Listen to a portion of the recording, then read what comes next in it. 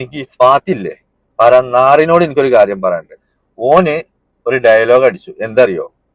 ഓന്റെ മറ്റേ പിന്നാലെ പോയാല് ഇന്റെ മക്കളെ അല്ലെങ്കിൽ പിന്നാലെ ഞാൻ തന്നെ പോണേ ആണ് മറക്കേണ്ടി വരുന്നത്. ആ ഡയലോഗ് നിങ്ങൾ കേൾക്കി, എന്നിട്ട് അതിനുള്ള മറുപടി ഞാനിപ്പോ തരാം കേട്ടോ.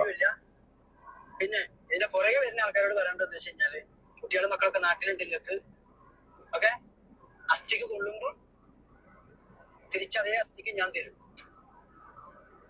എന്നെ കഞ്ചാവിന് വിളിച്ചാണ്ട് പച്ചക്ക് ഇതാക്കിയിട്ടുണ്ടെങ്കിൽ പച്ചക്ക് തന്നെ അതേ പ്ലാറ്റ്ഫോമിൽ ഞാൻ തന്നിട്ടുണ്ടെങ്കിൽ ബാക്കിയുള്ള ചിന്തിച്ചാൽ മതി. പിന്നെ കുരക്കും പട്ടി കടിക്കൂലാണൊക്കെ നിങ്ങൾ പറയുകാരം. ഞാൻ കുരക്കും ചേച്ചു, ഞാൻ കടിക്കും ചേച്ചു, ഞാൻ എല്ലാവരും പറയുന്നത്. ഫാത്തിയെ, ഇജ്ജ് ഒരു തന്തക്ക് ഉണ്ടായവനാണെങ്കിൽ നാട്ടിൽ വന്നത് എന്നിട്ട് ഇജിന്റെ മുഖത്ത് നോക്കിയിട്ട് ഇജ്ജതൊന്ന് പറഞ്ഞ അന്നെ ഞാൻ ആണായാണ് കൂട്ടടാ. ഒറ്റ രാത്രി കൊണ്ട് ടിക്കറ്റ് എടുത്ത് പോന്നവനാ ഞാന്. ഇജിന്റെ മക്കളെ നിഴൽ വെട്ടത്ത് വരൂല, മനസ്സിലായോ? അതിനുള്ള തന്തക്കൊന്നും ഇജ്ജ് ജനിച്ചിട്ടില്ല. ഇജ്ജ് സാജിദാനി അന്റെ പെണ്ണുങ്ങളെ ഇജ്ജ് പേടിപ്പിച്ചോ, വേണമെങ്കിൽ അന്റെ വിലക്കാരി ഇജ്ജ് പേടിപ്പിച്ചോ. പക്ഷെ ഷെരീഫിനെ പേടിപ്പിക്കാനുള്ള തന്തക്കൊന്നും ഇജ്ജ് ജനിച്ചിട്ടില്ല. അനക്ക് സംശയം ഉണ്ടെങ്കിൽ ഇജ്ജ് പറ. കാളികാവല്ലേ, ഞാൻ അവിടെ സെന്ററിൽ വന്നിട്ട് അന്റെ നാട്ടിൽ ഇജ്ജ് പറയുന്ന ടൈമിൽ ഇജ്ജ് പറയുന്ന ഡേറ്റില് ഷെരീഫ് അവിടെ വന്നിട്ട് ലൈവ് ഇടാം, മനസ്സിലായോ? തന്തക്ക് പറഞ്ഞ ഒരുത്തം അന്റെ ആരെങ്കിലും ഉണ്ടെങ്കിൽ ഒന്ന് തൊടാൻ പറ. ഞാൻ വരാം, എന്റെ മക്കളെ കൊണ്ടുവരണോ? വരാം. അതിനുള്ള ആരെങ്കിലും ഉണ്ടെങ്കിൽ ഒന്ന് കാണട്ടെടാ. ഞാൻ ഇതൊരു വെല്ലുവിളിയാ. ഖത്തറിന്ന് ഇവിടെ വന്നിട്ട് എനിക്ക് എന്നോട് വെല്ലുവിളിക്കാൻ പൈക്കൂച്ചെങ്കിൽ അന്റെ പേരുടെ മരത്ത് പോയിട്ട് എനിക്ക് വെല്ലുവിളിക്കാൻ കഴിക്കും കേട്ടോ. ഇജ്ജ് കണ്ട ആളല്ല ഞാന്. ഇജ്ജ് ഇനി കളിച്ചാ അന്നെ ഞാൻ പൂട്ട് പാത്തിയെ. ഇജ്ജ് പെണ്ണുപിടിയാനാടാ, ഇജ്ജ് കഞ്ചാവാണ്. ഇജ്ജ് ലഹരി അവിടെ കച്ചവടം ചെയ്യുന്നുണ്ട്. ഈ കുഞ്ഞു മക്കളെ വെച്ചിട്ട് ഇജ്ജ് അവിടെ ലഹരി കച്ചവടം ചെയ്യുന്നുണ്ട്. ഒക്കെ എനിക്കറിയാം. ഇജ്ജ് എന്താ ചെയ്യാ? ഇജ്ജൊന്ന് ചെയ്ത് കാണിച്ചാ, ഒന്ന് ചെയ്ത് കാണിച്ചാ ടിക്കറ്റ്. അന്നെ ഞാൻ ആണായാണ് കൂട്ടാ, മനസ്സിലായോ? ഇജ്ജ് ആറിനെ പേടിപ്പിക്കണേ? ഇപ്പോ ഷെരീഫും സാജിദും തമ്മിലുള്ള പ്രശ്നങ്ങളൊക്കെ കഴിഞ്ഞു. ഇനിയിപ്പോ ഷെരീഫും ഫാത്തിസും ഇപ്പൊ ആ ചങ്ങായും ഷെരീഫും കൂടെ ആണ് ഇപ്പൊ പ്രശ്നങ്ങൾ നടക്കുന്നത്. അത് പറഞ്ഞു തീർത്താൽ തീർന്ന കാര്യമേ ഉള്ളൂ.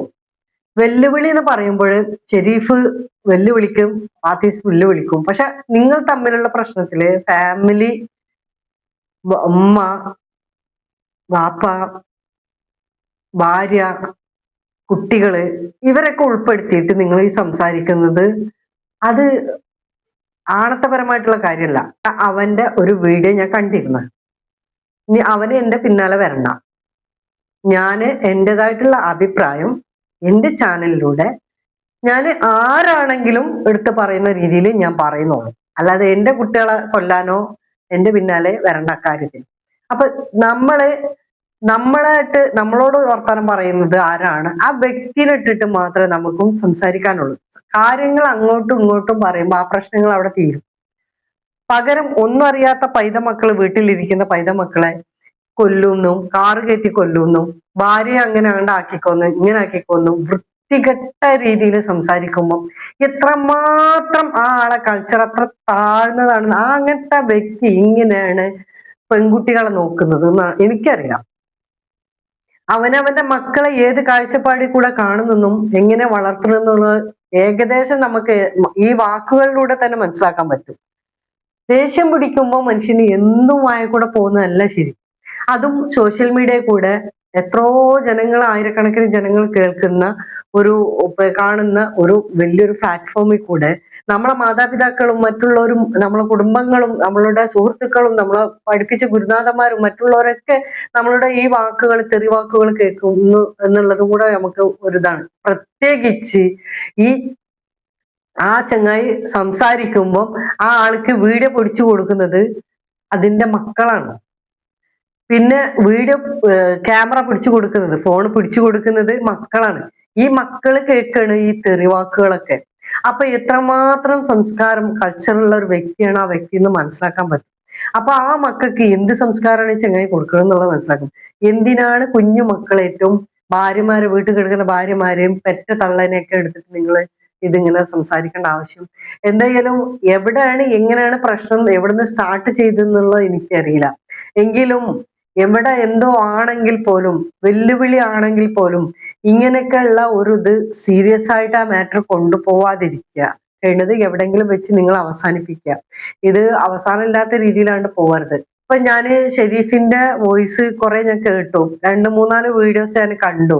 അപ്പൊ അതിലൊക്കെ കുറച്ചൊക്കെ നമുക്ക് പറയാൻ പറ്റുന്ന രീതിയിൽ, എങ്ങനെയൊക്കെ എത്രയൊക്കെ രീതിയിൽ ഷെരീഫിനെ പറഞ്ഞിട്ടും ഷെരീഫ് ആ രീതിക്കനുസരിച്ച് ഇങ്ങോട്ട് പ്രതികരിച്ചിട്ടില്ല. അതേ നാണയത്തിൽ തന്നെ അതേ രീതി തന്നെ അവർക്കും പറയാൻ അറിയാഞ്ഞിട്ടല്ല, അത് നമുക്ക് മനസ്സിലാവും.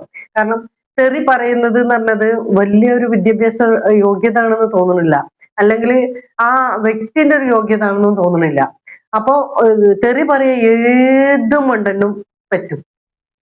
എവിടെ ഏത് നാട്ടിൽ പോയാലും ആദ്യം പഠിക്കുന്ന ഒരു സ്ലാങ്, ഏത് സ്ലാങ് പുതിയത് കൈകാര്യം ചെയ്യുമ്പോൾ പഠിക്കുന്നതും തെറി കൂടെ ആയിരിക്കും, ആണുങ്ങൾ പ്രത്യേകിച്ച്. അപ്പൊ നമുക്ക് ഇത് പറയാൻ ഇതേ പറഞ്ഞ മാതിരി തന്നെ അങ്ങോട്ടും പറഞ്ഞു കഴിഞ്ഞാൽ അതില് ആ ആളും ഷെരീഫും അല്ല, ആ ആളും ഈ ആളും തമ്മിലുള്ള വ്യത്യാസം നമുക്ക് മനസ്സിലാവും. ഇപ്പൊ തന്നെ നമുക്കത് മനസ്സിലാവുന്നുണ്ട്. നമ്മളെ വീഡിയോസ് ശ്രവിക്കുന്നത് കാണുന്നത് നമ്മളെ പെങ്ങന്മാര്, നമ്മളെ ഉമ്മമാര്, അങ്ങനെയുള്ള ലെവലിൽ വരുന്ന സ്ത്രീകളൊക്കെ ഉണ്ടായിരിക്കാം.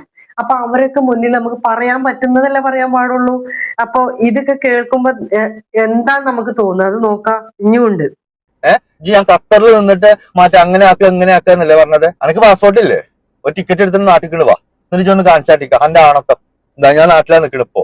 ഞാൻ നാട്ടിൽ വന്നതായി ഇറങ്ങിയിട്ട് ആദ്യം ചെയ്യുന്ന വീഡിയോ ഞാന്. എന്റെ തണ്ടയുടെ ചങ്കുറപ്പും ഇതും നോക്കട്ടെ, ഞാനൊന്ന് നോക്കട്ടെ എത്ര ചങ്കുറപ്പുള്ള തണ്ടൊക്കെ ഉണ്ടായെന്ന് എന്നുള്ളത്. എന്റെ മാതിരി തെറി ഞാൻ പറയില്ല, അത് ഞാൻ ഉറപ്പാണ്. അത് എന്റെ മാതിരി അന്നേന്നല്ല ഒരു മഹലൂക്കിനെയും ഉമ്മാക്കും വാപ്പാക്കും ഞാൻ വിളിക്കില്ല. അതെന്താ അറിയോ, ഞാൻ അങ്ങനെ ഉമ്മാ വാപ്പാന്ന് വിളിച്ച് വളർന്നുകൊണ്ട്, മനസ്സിലായോ? എന്റെ മാതിരി കാണുന്ന വേഴ്ചകളുടെ പിന്നാലൊക്കെ നടന്നിട്ട് ഈ മക്കളെയും വെച്ച് ലഹരി കച്ചവടം ചെയ്തിട്ട് അങ്ങനെ ആടി നടക്കണമെന്നല്ലടാ ഞാന്, മനസ്സിലായോ? ഞാൻ എന്നോട് പലപ്പോഴും ഇതിന് മുമ്പും പറഞ്ഞിട്ടുള്ളതാ, ആദ്യ ഹീറോയിസം കാണിക്കേണ്ടത് സ്വന്തം കുടുംബത്തിലാ, അല്ലാതെ പെണ്ണുങ്ങളുടെ കാമുകന്റെ കഥയും പെണ്ണുങ്ങളുടെ മറ്റേ വേശിത്തര കഥയും പറഞ്ഞിട്ടല്ല. ഇജ് ആ പെണ്ണിന്റെ പേരിലും ഈ മക്കളുടെ വീഡിയോസിലും ഇജ് ആളായി, അല്ലാതെ അന്റെ എന്ത് കഴിവുകൊണ്ട് ഇജ് സോഷ്യൽ മീഡിയയിൽ വൈറലായിക്കണ്? ഞാൻ ഇന്റെ ഒരൊറ്റ അധ്വാനം കൊണ്ട് അന്നെ ഒരാളെങ്കിലും ഒരാളെ അറിയിച്ചെങ്കിൽ അറിയാം, മനസ്സിലായോ? അന്നെ അറിയണ എന്റെ മക്കളുടെയും എന്റെ വൈഫിന്റെയും പേരില. അല്ലാതെ എനിക്ക് പറയാൻ പറ്റുമോ? ആ അജ്ജെന്നെ വെല്ലുവിളിച്ചിക്കണേ എന്നുവെച്ചൊന്ന് കാണിച്ചോണ്ടാ. ഇജ്ജെന്തി പറഞ്ഞേ? സ്വന്തം ചോരൊക്കെ എടാ ഇജ്ജിന്റെ മക്കളെ എടുത്തേക്ക് പോലും വരൂല ഇജ്ജ്. അതിനൊന്നും ഇല്ല, തന്തൊക്കെ ഉണ്ടായിട്ടില്ലാന്ന് ഇജ്ജിന്നെ വല്ലാണ്ട് വാശി പിടിപ്പിച്ചാ ഞാനുണ്ടല്ലോ ഇത് റീ ഓപ്പൺ ആക്കും കേട്ടോ. അതെനിക്ക് ഒരുപാട് ഖേദം ഉണ്ടാക്കും കേട്ടോ. ഞാൻ മനസ്സിലായോ? നല്ല തന്തൊക്കെ ഉണ്ടായാലാണെങ്കിൽ വെല്ലുവിളിക്കുക, ഇജ്ജൊന്ന് വന്നങ്ങട്ടെ, ഇങ്ങോട്ട് വാടാ. ആണെന്ന് പറഞ്ഞാൽ വെല്ലുവിളി സ്വീകരിക്കണോനാ. ഇജ് പറഞ്ഞു തീരുന്നതിന്റെ മുന്നേ ഞാന് ഇതിന് ആൻസർ തരുന്നത് നാട്ടിൽ നിന്നാണെന്നുള്ളത് ആവണം എന്നുള്ളത് എനിക്ക് ഒരു വാശിയായിരുന്നു. ഞാൻ അതാ വന്നപ്പോഴും ഇജൊന്ന് വന്ന. അങ്ങനെ പാത്തീസിന്റെ വെല്ലുവിളി സ്വീകരിച്ചിട്ട് ഷെരീഫ് നാട്ടിലെത്തി വീഡിയോ വീണ്ടും ഇട്ടു. ഒരു പ്രാവശ്യം സാജിദാന്റെ വെല്ലുവിളി സ്വീകരിച്ചിട്ട് ഷെരീഫ് നാട്ടിലെത്തി വീഡിയോ ഇട്ട് പ്രശ്നങ്ങളായി ഷെരീഫ് സാജിദാനെ ഒതുക്കി. പിന്നെ സാജിദ പറഞ്ഞു, ഞാന് പറഞ്ഞത് കാരണം, പ്രശ്നങ്ങൾ ഉണ്ടാക്കിയത് കാരണം, കേസ് കൊടുത്തത് കാരണം ഷെരീഫിന് നാട്ടിൽ നിന്ന് ഗൾഫിലേക്ക് പോകാൻ പറ്റില്ല. അങ്ങനെ പോയി കാണിച്ചു. വീണ്ടും ഷെരീഫ് ഇതേപോലെ തന്നെ ഫാത്തീസിന്റെ വീഡിയോ ഇട്ടിട്ട് ഇങ്ങനെയൊക്കെ പറഞ്ഞത് കാരണം വീണ്ടും നാട്ടിലേക്ക് വന്നു. പിന്നെ ഷെരീഫ് പറയുന്നുണ്ട് മറ്റുള്ളവരെ കളിപ്പാവായിട്ട് നിൽക്കണമെന്നില്ല, അവന്റെ കുട്ടികളെ കാണാൻ വേണ്ടിയിട്ട് വീണ്ടും വന്നതാണ്. അത് അവരുടേതായിട്ടുള്ള കാര്യങ്ങളുണ്ടാവും, പ്ലസ് അതിൽ കൂടെ ഈ കാര്യങ്ങളുണ്ട്. ഇതിന്റെ മുമ്പ് ഷെരീഫിന്റെ ഒരു വീഡിയോ എനിക്ക് കണ്ടിരുന്നു. അതില് ഫാത്തീസിന്റെ അമ്മായിമ്മ, ഭാര്യയുടെ ഉമ്മന്റെ ഒരു വോയിസ് കൊടുത്തിരുന്നു. അത് ഞാൻ കേട്ടിട്ടുണ്ട്. പാവം തോന്നും, പച്ച പാവം. ഇത്രയൊക്കെ ദ്രോഹിച്ചിട്ടും ആ ഉമ്മ കാല് പിടിക്കുന്ന രീതിയിൽ മകൾക്കൊരു കല്യാണം കഴിച്ച ഒരു ഭർത്താവ് എത്രയോ ഇന്നത്തെ കാലത്ത് 5 പെറ്റേന് 6 പെറ്റേന് സ്വീകരിക്കാൻ ആണുങ്ങൾ നെട്ടോട്ടം ഓടിയിരിക്കണം. അങ്ങനത്തെ ഒരു സമയത്ത് ഒരു പെണ്ണിനെ കിട്ടാഞ്ഞിട്ട്, അങ്ങനത്തെ ഒരു സമയത്താണ് ഇപ്പൊ ഈ ഇങ്ങനെ ആയിട്ട് പോലും ആ ഉമ്മ കാല് പിടിച്ചിട്ട് രീതിയിൽ വർത്തമാനം പറയുന്നത്. ഞാൻ ആ വോയിസ് ഒന്നും ഇതിൽ ഇടാത്താണ്, കാരണം അവർക്കത് പൊരുത്താവൂല. കാരണം അത്ര അഭിമാനത്തോടെ അന്തസ്സോടെ ജീവിക്കുന്നവരായിരിക്കാം. അപ്പൊ ഷെരീഫ് ഇട്ട് ശരി, ഓക്കെ, നമ്മളൊക്കെ ഇടാൻ ഒരു ഇതില്ല, മനസ്സിൽ തോന്നുന്നില്ല. അപ്പൊ അങ്ങനെയൊക്കെയുള്ള ഒരു വോയിസ് കേട്ടപ്പോ എനിക്ക് സങ്കടം വന്നു. എന്നിട്ട് പോലെ ഈ മനുഷ്യൻ എന്നിട്ടിപ്പോ ഇങ്ങനെയൊക്കെ പ്രശ്നങ്ങൾ, ഇഷ്യൂസ് ഉണ്ടായിട്ടും ഷെരീഫിന്റെ വീഡിയോയിലും ആ സ്ത്രീനോട് ചോദിച്ചപ്പം, അവന്റെ ഭാര്യനോട് ചോദിച്ചപ്പോഴും പറഞ്ഞത് എന്താണെന്ന് വെച്ചാൽ, നിങ്ങൾ അങ്ങനെയുള്ള കാര്യങ്ങളൊന്നും ചെയ്യല്ലേ, ഇവനെ അവിടെ നിന്ന് അറസ്റ്റ് ചെയ്യാനും അങ്ങനെയൊക്കെ ചെയ്യട്ടെ എന്നൊക്കെ ചോദിച്ചു, കുട്ടികളെ നിങ്ങൾ നോക്കൂലേ എന്നൊക്കെ ചോദിച്ചപ്പോഴും അങ്ങനെയുള്ള രീതിയിൽ കൂടെ എനിക്ക് കുട്ടികളെ വേണ്ട, ആ ഒരു പ്രശ്നങ്ങൾ ആക്കിയിട്ട് മൂപ്പരെ അറസ്റ്റ് ചെയ്തിട്ട് അങ്ങനെ ഒരു പ്രശ്നം ഇഷ്യൂസിൽ പെടുത്തല്ലേ എന്ന് പറഞ്ഞിട്ട് ഒരു ദിവസം ഭർത്താവായി കണ്ടെന്നും സ്നേഹിച്ചെന്നും കുട്ടികളെ ബാപ്പയാണെന്നുള്ള ഒരൊറ്റ ഇത് കൊണ്ട് മാത്രം ആ സ്ത്രീ ഇത്രയും ഇത് പറയുന്നുണ്ടെങ്കിൽ ആ സ്ത്രീ എത്രമാത്രം സഹിച്ചിട്ടുണ്ടാവും എന്നുള്ളത് നമുക്ക് ആ സംസാരത്തിൽ തന്നെ നമുക്ക് മനസ്സിലാക്കാൻ പറ്റും. അത്രയും നല്ല ഡീസന്റ് ആയിട്ടുള്ള നല്ല സംസ്കാരമുള്ള സ്ത്രീയാണെന്ന് നമുക്ക് മനസ്സിലാക്കാൻ പറ്റും. പിന്നെ ഏതൊന്നും അങ്ങോട്ട് പിച്ചാൽ ഇങ്ങോട്ട് പിച്ചാത്തവർ ആരുണ്ടല്ല, കുറെ പിച്ച് കൊള്ളുമ്പോൾ വേദനിക്കും ആർക്കായാലും. അപ്പൊ ആരായാലും ഒന്ന് റിയാക്ട് ചെയ്യാൻ ആരും ശ്രമിക്കും, പറയണം ഞാനായാലും ശ്രമിക്കും. കുറെ ആണ്ട് മൈൻഡ് ചെയ്യാതെ വിടും. പിന്നെ തൈ കെട്ട് കഴിഞ്ഞാൽ അവര് ശ്രമിക്കാതിരിക്കൂല. ഈ കുട്ടീനെ അങ്ങനെ കൊണ്ടേക്ക് തട്ടിക്കൊണ്ട് പോയി എന്നൊക്കെയാണ് പറയുന്നത് കുട്ടികളെ. നല്ല രീതിയിൽ പറഞ്ഞിട്ട് അന്നേം കൊണ്ടുപോകാന്നൊക്കെ പറഞ്ഞിട്ട് അങ്ങനെ കൊണ്ടുപോയതാണ്. പക്ഷേ ഞാനൊക്കെ ആണെങ്കിൽ അതിന് അപ്പൊ തന്നെ അതിന്റെ രീതിക്കനുസരിച്ച് പ്രതികരിച്ചിട്ടുണ്ടാവും. എവിടെ ആണെങ്കിൽ എന്താണെങ്കിലും. ഇങ്ങനത്തെവരൊക്കെ വാഴുന്നത് എങ്ങനെയെന്നറിയാം, പച്ചപാവങ്ങളായ സ്ത്രീകളെ മുന്നിൽ നമ്മളും പച്ചപാവങ്ങളൊക്കെ തന്നെ ആയിരുന്നു. പക്ഷെ നമ്മൾ വേണ്ടടുത്ത് പ്രതികരിക്കേണ്ട രീതിയിൽ പ്രതികരിക്കേണ്ട സമയങ്ങൾ പ്രതികരിക്കാൻ ശ്രമിക്കണം. അതാണ് എല്ലാ സ്ത്രീകളും ചെയ്യേണ്ടത്. അല്ലാഞ്ഞിട്ട പക്ഷം എന്താണെന്നറിയോ, നമുക്ക് ഒരുപാട് പ്രയാസങ്ങൾ ഉണ്ടാവും. നമുക്ക് മാത്രമല്ല നമ്മളെ പ്രതി നമ്മളെ മാതാപിതാക്കൾക്ക്, അത് കൂടാതെ നമ്മളെ മക്കൾക്ക്. മക്കളുടെ നല്ല കാലങ്ങൾ കഴിഞ്ഞിട്ട് നിങ്ങൾ പിന്നീട് അത് ഖേദിച്ചിട്ടോ ഇതാക്കിയിട്ടോ അന്ന് ചെയ്യേണ്ടി വന്നിരുന്നല്ലോ, അന്ന് ഞാൻ ചെയ്യുകയാണെങ്കിൽ എന്റെ മക്കൾ ഈ രീതിയിൽ വളരുമായിരുന്നല്ലോ, അല്ലെങ്കിൽ എന്റെ മാതാപിതാക്കൾ ഇത്രയും അവർക്ക് ഇത്രയും എന്താ പറയാ ടെൻഷൻ കൊടുത്തിട്ട് ഇങ്ങനത്തെ രോഗങ്ങൾ പറയാൻ പറ്റില്ല. മക്കളെ കല്യാണം കഴിച്ചു കൊടുത്തു പറഞ്ഞിട്ട് ഒഴിവാകുന്ന മാതാപിതാക്കൾ ഒരുപാടുണ്ട്. പക്ഷെ മക്കളെ കഴിച്ചു കൊടുത്തിട്ടും മക്കളെ എന്ന് പറഞ്ഞിട്ട് ജീവിക്കുന്ന മാതാപിതാക്കളുണ്ട്. അവരുടെ ടെൻഷന് നമ്മളും ടെൻഷനാണ്. അവർ സന്തോഷമായി ഹാപ്പി ആയിട്ട് ജീവിക്കുന്നുണ്ടെങ്കിൽ നമ്മളും ഹാപ്പി ആയിട്ടാണ് ജീവിക്കുന്നത്. അവരുടെ ദുഃഖങ്ങൾ അവരെ ഓരോ അനങ്ങുമ്പോഴും അവരുടെ മുഖത്തെ ഓരോ മുഖം ആടുമ്പോഴും വേദനിക്കുന്ന മനസ്സുള്ള മാതാപിതാക്കളുണ്ട് അല്ലെ.